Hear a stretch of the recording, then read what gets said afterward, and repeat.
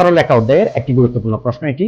এখানে দেওয়া আছে x - √3y = 0, রেখাটি x অক্ষের সাথে কত ডিগ্রি কোণ উৎপন্ন করবে। অর্থাৎ আমাদেরকে কোণ নির্ণয় করতে হবে। তো কোণ নির্ণয় করার জন্য আমাদেরকে যেতে হবে ঢালে। অর্থাৎ আমরা জানি ঢাল সমান m সমান tan থিটা x এর সহগ, আর ঢালকে প্রকাশ করে এখানে m থিটা। এখান থেকে ঢালের মান নির্ণয় করব x - √3y = 0, তাহলে হবে -√3y = -x।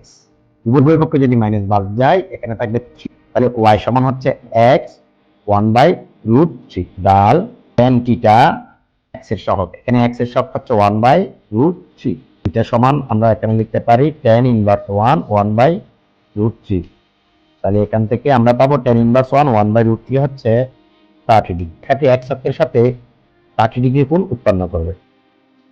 তাহলে তোমাদের কাছে একটি প্রশ্ন, সেটা হচ্ছে √3x + y = 3। এই রেখাটি x অক্ষের সাথে কত ডিগ্রি কোণ উৎপন্ন করবে? আমাদেরকে কমেন্ট বক্সে জানিয়ে দাও।